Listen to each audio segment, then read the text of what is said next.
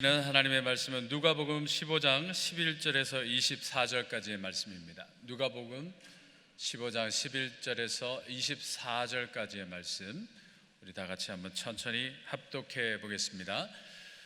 또 이르시되 어떤 사람에게 두 아들이 있는데 그 둘째가 아버지에게 말하되 아버지여 재산 중에서 내게 돌아올 분깃을 내게 주소서 하는지라.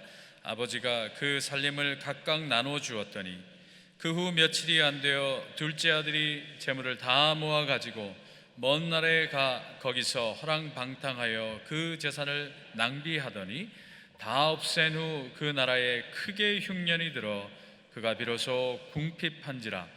가서 그 나라 백성 중 한 사람에게 붙여 사니 그가 그를 들로 보내어 돼지를 치게 하였는데 그가 돼지 먹는 쥐염 열매로 배를 채우고자 하되 주는 자가 없는지라.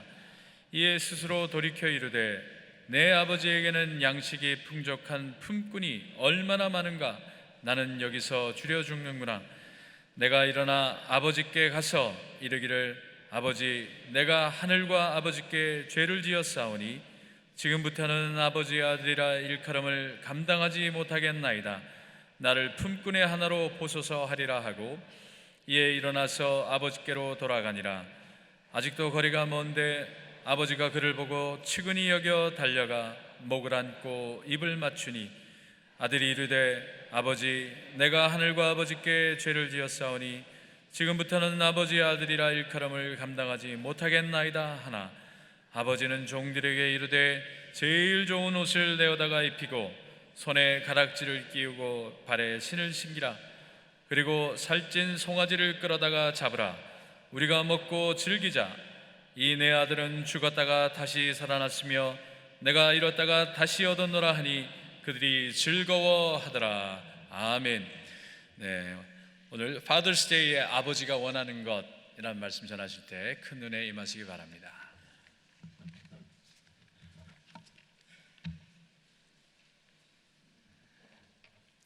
할렐루야. 아멘. 오늘 아버지 날입니다.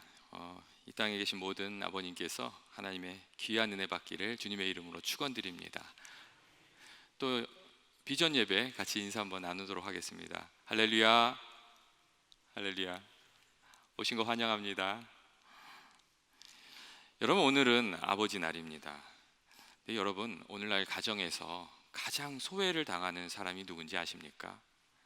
많은 사회학자들이 아버지라고 이야기하고 있습니다. 이전에는 아이들이 가정에서 많이 무시를 당했습니다.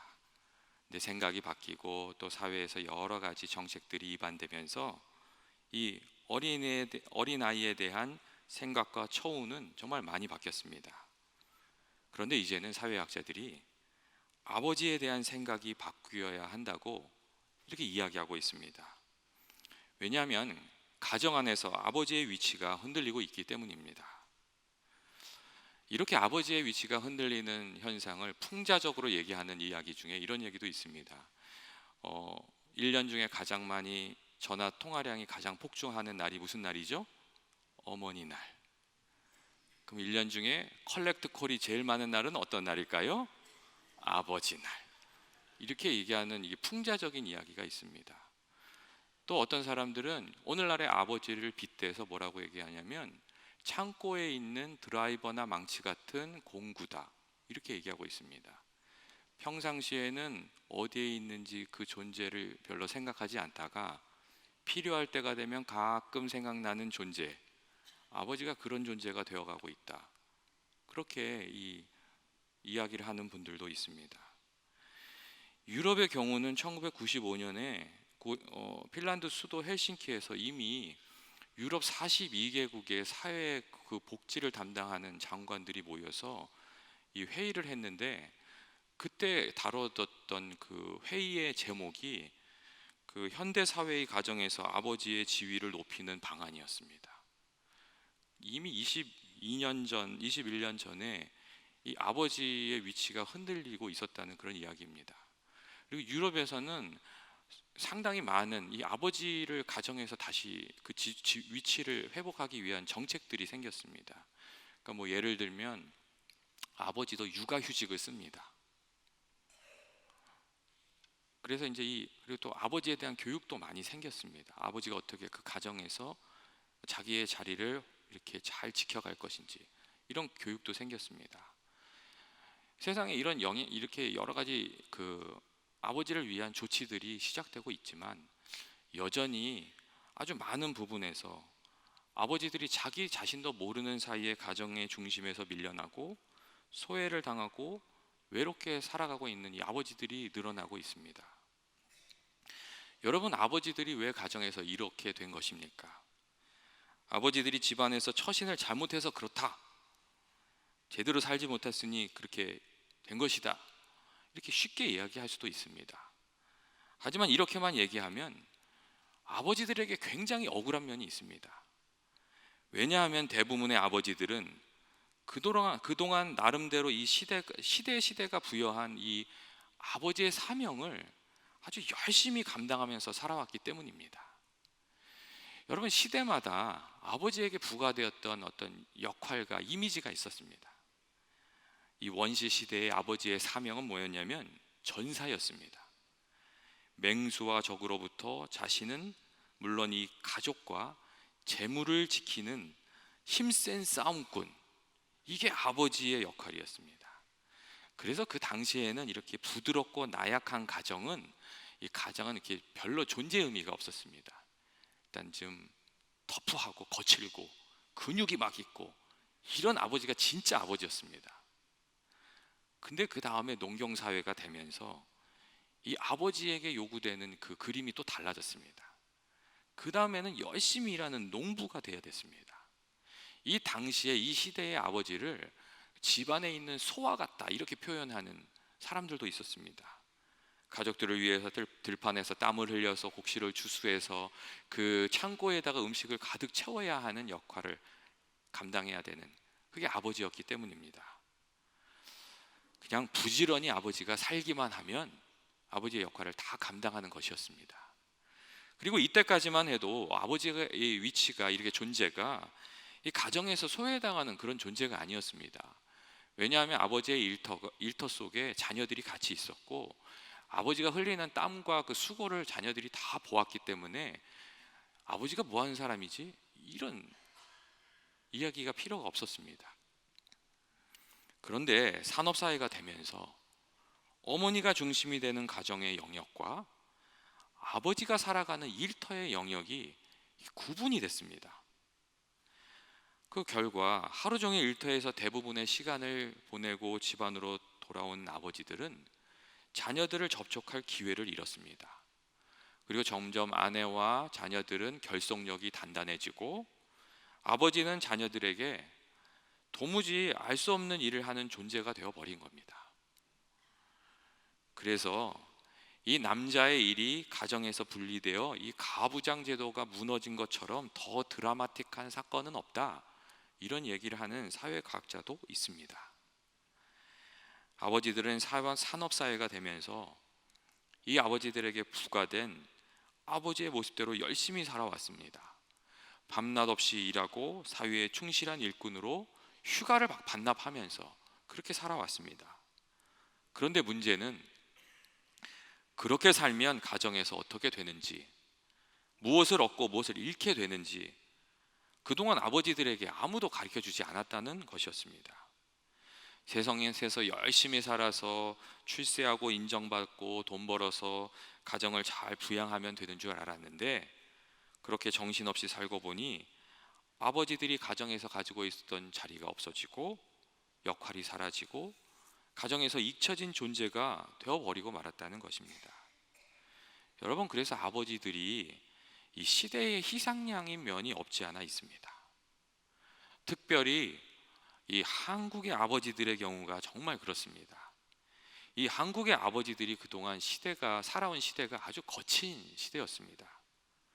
어려운 시절을 뚫고 나왔기 때문에 이 사회에서, 삶의 자리에서 경험했던 것들이 거친 말과 거친 행동들이었습니다. 그래서 기본적으로 말이나 행동이 좀 거친 면들이 있습니다. 그리고 또 그것이 옳은 줄 알고 그렇게 세상을 살아야 되는 줄 알았습니다. 부드럽게 이야기하는 것, 조금 다르게 행동하는 것, 그런 걸 본 적도 없고 체험한 적도 없고 배운 적도 없습니다. 그래서 이렇게 일어나는 일들 중에 자녀들이 이 아버지를 이렇게 아주 나쁜 아버지처럼 이야기하는 경우들이 생깁니다. 자녀들이 뭐라고 얘기하냐면 우리 아버지는 인격을 존중하지 않는 무례한 아버지라고 그렇게 이야기를 합니다. 그런데 그들의 이야기를 가만히 들어보면 나쁜 아버지가 아니라 어떻게 자녀를 대해야 하는지, 또 자녀들과 어떻게 이야기를 나눠야 되는지 배우지 못하고 경험하지 못한 아버지구나 하는 생각이 들 때가 많이 있습니다. 인생의 삶의 자리에서 정말 땀을 흘리면서 열심히 살아가는데 이 자녀들을 어떻게 해야 되는지 몰라서 그냥 이전에 배운 대로 거칠게 대하다가 이게 나쁜 아버지가 되어버리고 마는 그런 경우들이 종종 있습니다. 그래서 여러분, 이런 경우도 있습니다. 아버지 학교에서 아버지들이 이 자녀들이 막 하는 이야기를 듣고 읽고 이렇게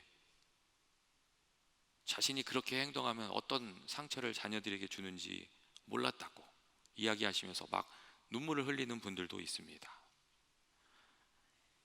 어떻게 보면 이 아버지들도 시대의 피해자인 부분이 없지 않아 있다는 이런 이야기들입니다. 그래서 제가 종종 2세 사역자들과 이렇게 얘기할 때 제가 이런 이야기들을 합니다. 1세 부모들의 문제점만 지적하지 말고 학생들이 자기 부모를 좀 이해할 수 있도록 이렇게 브릿지 역할을 좀 해달라고.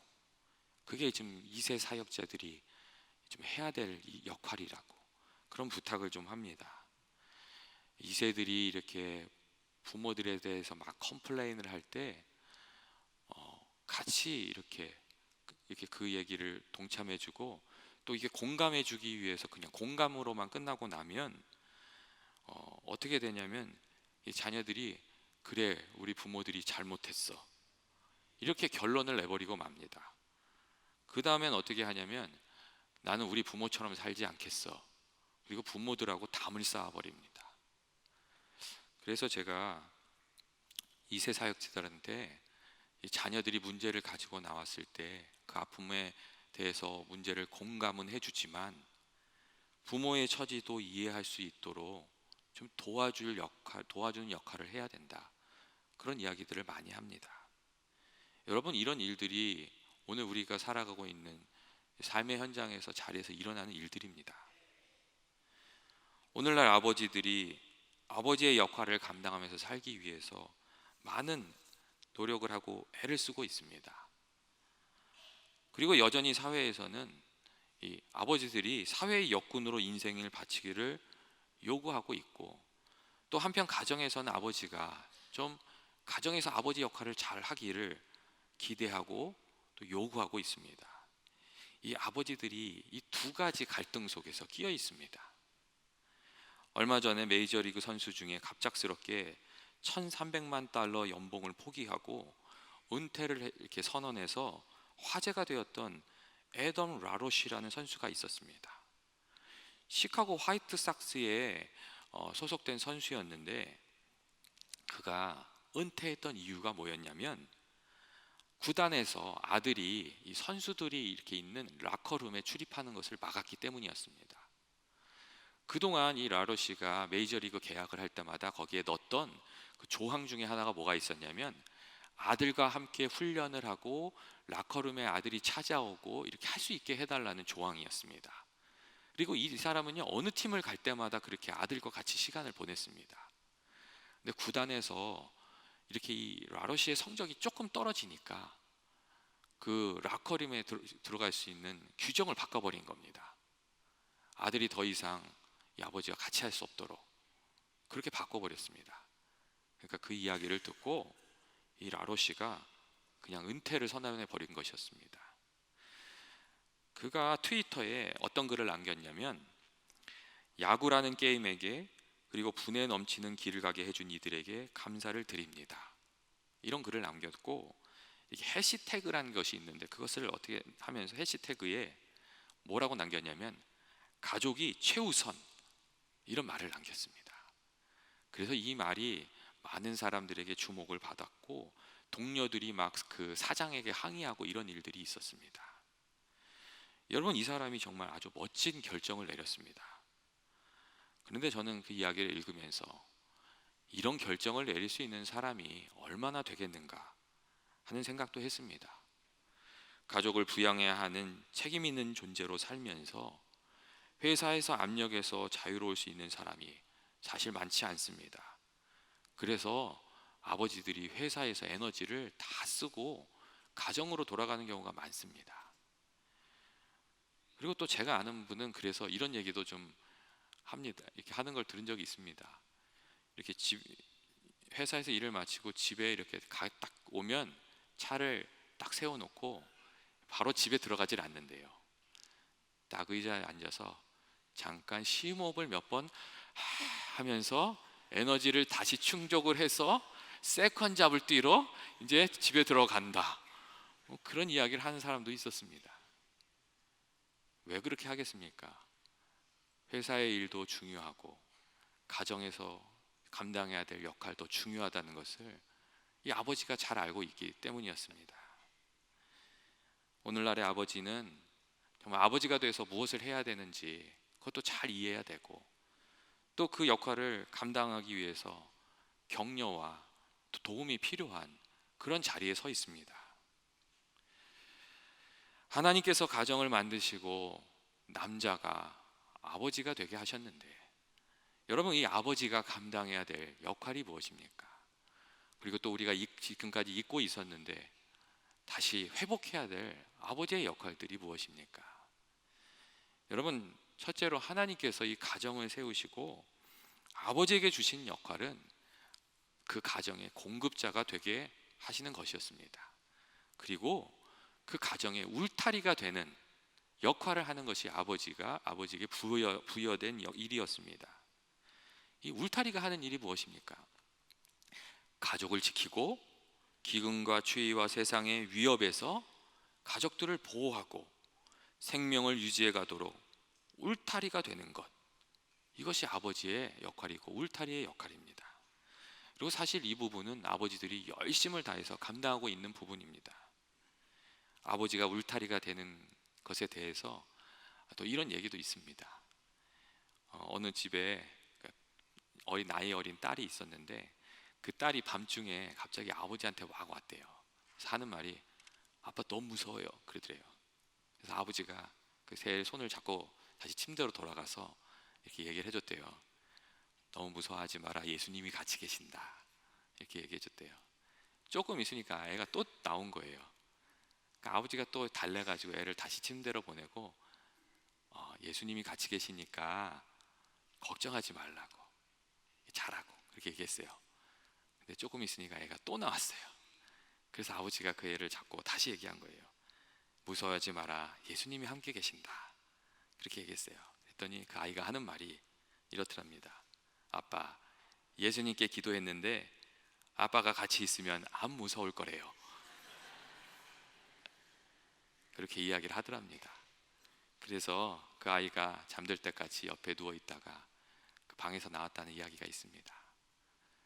우리 아버지들이 정말 이 세상에 이렇게 보냄을 받을 때 울타리 같은 역할을 하도록 의지할 수 있는 사람으로 그 가정에 있도록 세움 받았다는 그런 이야기였습니다. 둘째로 하나님께서 아버지를 인생의 교사로 이렇게 세우셨습니다. 자녀들에게 인생을 어떻게 살아가야 하는지 보여주고 가르쳐 줘야 할 사람이 아버지라는 그런 이야기입니다. 삶의 지혜를 배우는 데 있어서 어머니의 역할도 중요하지만 아버지의 역할이 정말 많이 중요합니다. 어머니가 가르쳐 주는 것과 아버지가 가르쳐 줄 수 있는 그 시각이 다르기 때문입니다. 기쁠 때 어떻게 해야 되는지, 슬플 때는 어떻게 감당해야 되는지, 사람들은 또 어떻게 만나야 되는지, 또 일은 어떻게 하고 나 자신을 어떻게 관리해야 되는지, 우리 자녀들이 우리 부모들의, 아버지 어머니의 말과 행동을 통해서 한 가지씩 배워갑니다. 어제 우연히 식사를 하면서 장로님 한 분과 아버지에 대한 이야기를 나눴는데 그 장로님이 아버지에 대한 기억을 얘기하시면서 이런 얘기를 하셨습니다. 어렸을 때 사업에 그 아버님이 실패하셨는데 그 어려움을 당했을 때 아버지께서 보여주셨던 그 의연한 모습을 아직도 기억하고 있다고, 그런 이야기를 나눠주셨습니다. 여러분, 그렇습니다. 우리가 함께 살아가면서 아버지의 모습으로부터 배웁니다. 좋을 때도 아버지의 모습을 통해서 배우고, 인생이 어려울 때 아버지가 어떻게 하는지도 보고 우리가 배웁니다. 오히려 어려운 때 아버지들이 자녀들에게 더 귀한 가르침을 남겨줄 수 있습니다. 예레미야 35장을 보면 레갑의 자손 이야기가 나오는데, 이 예레미야가 레갑의 후손들을 놓고 포도주를 따라주면서 이 포도주를 먹으라고 합니다. 그랬더니 이 레갑의 후손들이 뭐라고 얘기하냐면, 자신들의 선조 요나답이 자신들에게 유언을 남겼다는 겁니다. 포도주를 입에 대지 말고, 또 포도 씨도 뿌리지 말고, 포도원을 소유하지도 말아라. 그리하면 너희가 머물러 사는 땅에서 너희 생명이 길리라. 이런 이 선조의 유언을 남겨줬다는 겁니다. 그리고 자신들이 이 유언을 지키면서 하나님의 복을 누리면서 살고 있는데 어떻게 그 포도주를 먹을 수 있겠냐고 거절하는 장면이 나옵니다. 여러분, 잘 되는 집안에는 그 집안의 스토리가 있고 또 전해오는 가르침들이 있습니다. 아버지들이, 어머니들이 인생을 살면서 이 삶으로 느꼈던, 배웠던 그 경험들을 이렇게 넘겨주고 그것들이 이어져 내려가는 그런 부분들이 있습니다. 거짓말하지 마라. 쉬운 일보다는 어려운 일을 선택해라. 남들에게 보증서 주지 말아라. 하나님 앞에 신실하게 살아야 된다. 이런 이렇게 가정들을 세우는 이야기들이 있습니다.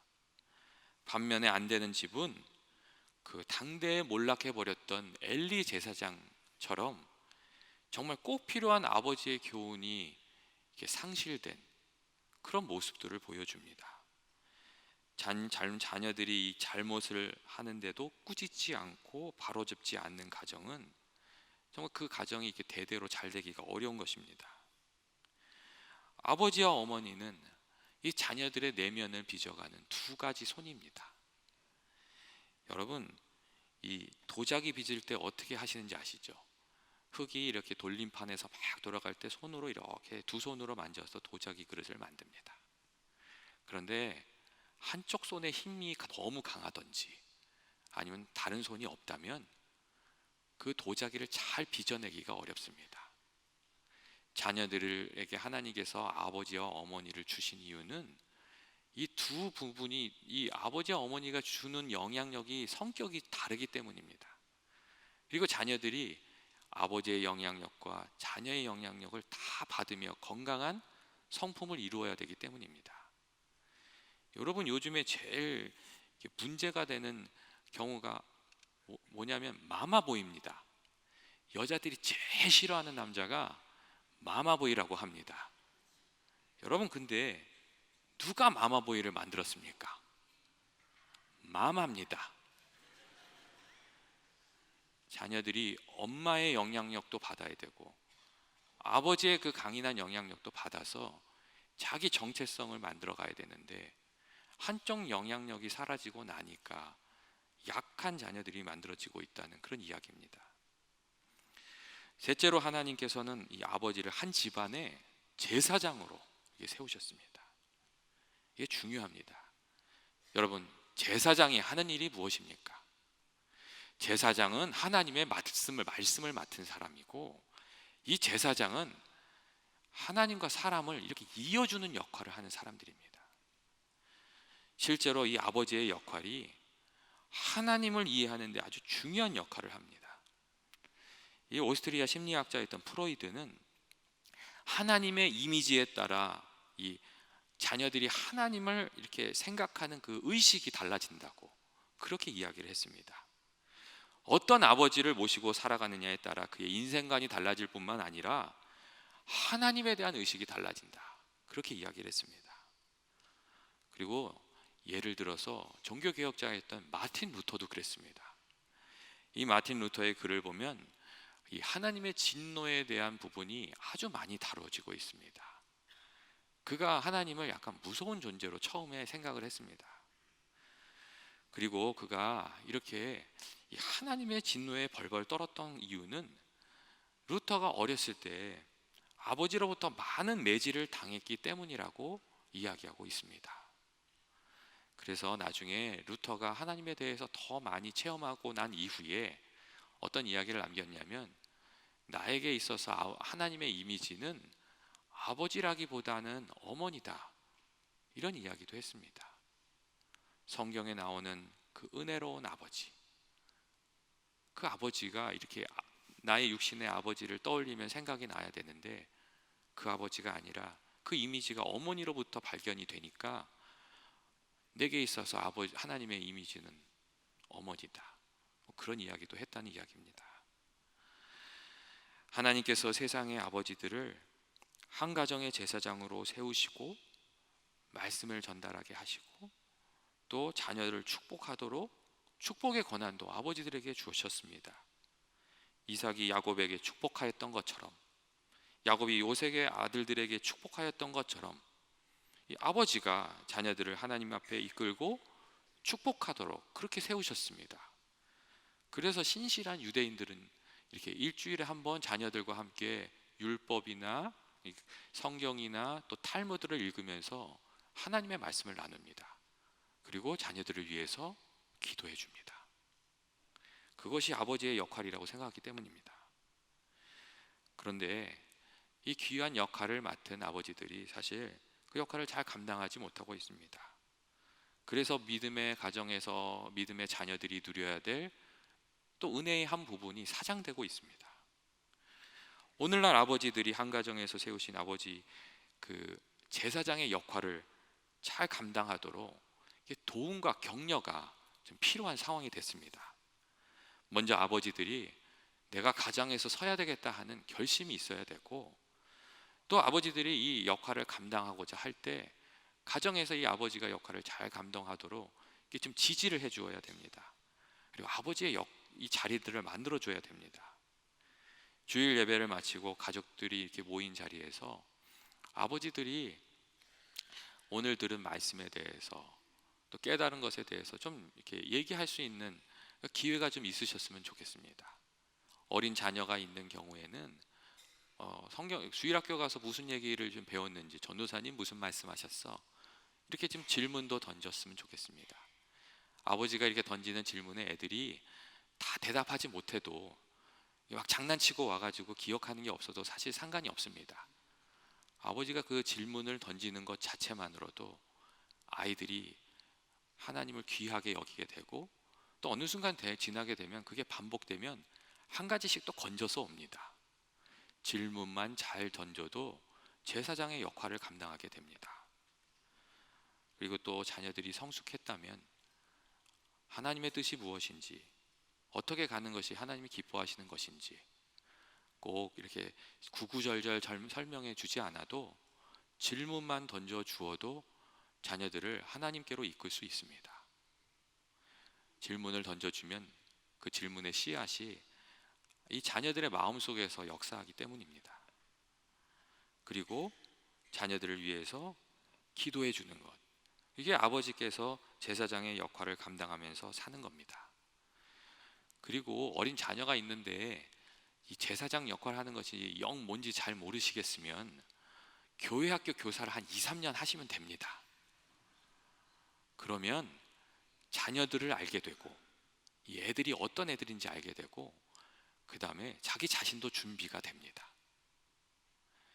근데 그냥 교회 학교에만 이렇게 던져 놓으시고 손을 놓고 계시니까 어려움이 있으신 겁니다. 특별히 오늘 성경 말씀에는 어려운 상황 속에서 아버지의 역할을 끝까지 놓치지 않은 아주 귀한 아버지의 이야기가 있습니다. 우리가 잘 아는 탕자의 비유 이야기인데, 여러분 이 이야기가 제목은 탕자의 비유지만 사실 이 이야기의 주인공은 아버지입니다. 그래서 아버지가 이 자녀의 행동에 어떻게 반응을 했는가, 그것이 굉장히 중요합니다. 두 아들 중에 한 아들이 아버지께 찾아와서 굉장히 무례하게 죽지도 않은 아버지의 유산을 떼어달라고 이렇게 요구를 합니다. 정말 무례하기 짝이 없는 이야기입니다. 근데 아버지가 자신의 재산을 나누어서 이 아들에게 주었습니다. 이 이야기를 읽게 되면 질문이 생깁니다. 아버지께서 왜 그런 선택을 했을까? 그 아버지가 왜 그런 이렇게 재산을 떼어서 그에게 주었을까? 그 아들이 도대체 어떻게 아버지 앞에서 행동을 했기에, 어떤 모습을 보였기에 그런 행동을 했을까?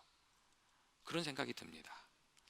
아버지가 그 재산 나눠주면 다 아들이 이렇게 낭비해 버릴 것을 알았을 텐데 그러면서도 왜 그 재산을 주었을까? 이런 질문이 생깁니다. 여러분, 아버지가 왜 아들의 요구대로 이 재산을 나누어 주었겠습니까? 재산을 다 날리더라도 이 아들이 고생을 좀 해봐야, 지금 경험을 해봐야 사람이 될 것 같으니까 아버지가 그런 결단을 했던 것이었습니다. 아버지가 말로 그 자녀를 타이르지 않았겠습니까? 부드러운 말로 여러 번 말했을 것입니다. 그런데 그 말을 듣지 않는 겁니다. 그리고 이렇게 모습을 보니까 이 재물 주지 않으면 평생 아버지를 원망하면서 살 것 같으니까, 그래, 재산 한번 잊어버리더라도 한번 살아봐라, 이렇게 기회를 줬던 것입니다. 오늘날 경제적인 가치의 관점에서 보면 이 엄청난 낭비라는 아버지의 방식에 동의하지 않을 수도 있습니다. 하지만 오늘 성경에 나온 아버지에게는 경제적인 가치가 무의미했습니다. 아들이 스스로 경험하고 귀한 경험만 얻을 수만 있으면 된다고 그렇게 생각한 것입니다. 어머니들은 일반적으로 자녀들이 세상에서 깨지고 상처를 받으면서 성장하는 것을 잘 참지 못합니다. 그래서 문제가 생기면 금방 달려가서 아이들의 문제를 이렇게 엄마가 해결해 버리려고 그렇게 합니다. 그런데 오늘 성경에 나온 아버지는 조금 달랐습니다. 그 자녀를 그냥 내버려 뒀습니다. 하지만 아버지의 사랑이 없었던 것은 아니었습니다. 스스로 경험해 봐야 깨달음이 있고, 스스로 결정하고 선택을 해보아야 뭐가 좋은지 결정할 수 있고 진정한 능력이 생긴다는 것을 알기에 기다려주고 또 기회를 주었던 것입니다. 여러분, 아니나 다를까 아버지가 생각했던 것처럼 이 아들이 허랑방탕하게 살아서 그 재산을 다 날려버리고 아주 비참한 처지까지 내려갔습니다. 그리고 그때 아버지를 생각하면서 그 마음에 깨달음을 얻었습니다. 비참한 자리에서 그가 아버지를 떠올릴 수 있었던 것은 그 아버지가 그 자녀를 너그럽게 대해 주었기 때문이었습니다. 그리고 아들이 집으로 돌아왔을 때 정말 아주 놀라운 경험을 하게 되었습니다. 아직도 집이 먼데 멀리서 아버지가 자기 자신을 발견하고 달려와서 껴안고 울고 웃으면서 내 아들이 죽었다가 다시 살아났으며 내가 잃었다가 다시 찾았다, 이런 이야기를 들려주는 겁니다. 야, 너 그렇게 될 줄 알았다. 이게 아닙니다. 그리고 잔치를 벌뜨렸습니다. 여러분, 그리고 이 아버지의 결정과 그 아버지의 선택에서 이 아들이 완전히 변화되게 되었습니다. 여러분, 이 사랑을 받은 아들이 어떻게 살았겠습니까? 그리고 예수님께서는 이 이야기를 들려주시면서 이것이 우리를 사랑하는 하나님 아버지의 마음이다, 이것이 하나님 아버지께서 자신의 자녀들을 대하는 방법이고, 이 이야기 속에 하나님 아버지께서 자녀들이 알아주기를 바라는 그분의 마음이 담겨 있다, 이렇게 가르쳐 주셨습니다. 세상에서 깨질 것을 알고 넘어질 것도 알고 상처 입을 것도 알면서도 묵묵히 참으며 기다려 주신 것이 하나님 아버지의 마음이고, 이 마음을 깨달았으면 주께로 돌아가서 아버지의 마음을 받들며 살아야 된다, 이런 이야기를 들려주셨습니다. 그리고 이 땅의 아버지들이 그 하나님 아버지를 닮아서 또 살아가야 되는 것입니다. 여러분, 파더스데이에 우리 아버지가 원하는 것이 무엇이겠습니까? 어떤 선물을 준비하며 그것을 또 아버지께 드리면 귀한 선물이 되겠습니까? 제가 아버지께 전화를 하면 저희 아버님이 이렇게 매번 한결같이 저를 대해 주십니다. 아버지, 그러면 목사냐? 그러세요. 예. 잘 지내냐? 예. 교회는 별일 없냐? 예. 그래, 엄마 바꿔줄게. 아버지께서 정말 늘 한결같이 이게 패턴도 바뀌지 않고 매 그렇게 받으세요. 근데 아버지의 목소리를 들을 때마다 아버지가 생각나고, 아버지께 해주신 것들이 이렇게 생각나고, 아버지의 마음이 느껴지고,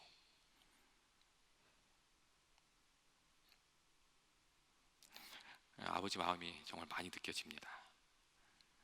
여러분, 파더스데이에 아버지가 원하는 것이 무엇이겠습니까? 저는 아버지들이 원하는 것은 그 마음을 알아주는 것이라고 생각을 합니다.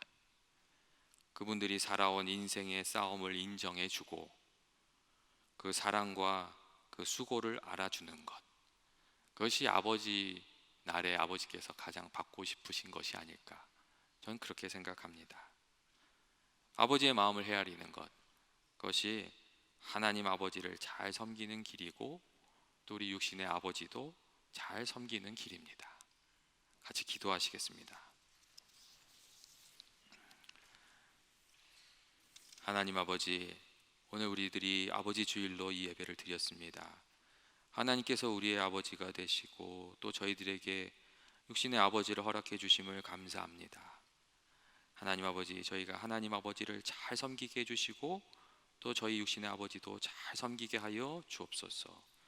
아버지들의 그 거친 삶의 자리에 주께서 은혜를 베풀어 주시옵시고 아버지, 우리의 육신의 아버지들을 든든히 붙들어 주시옵소서. 예수님의 이름으로 기도합니다. 아멘.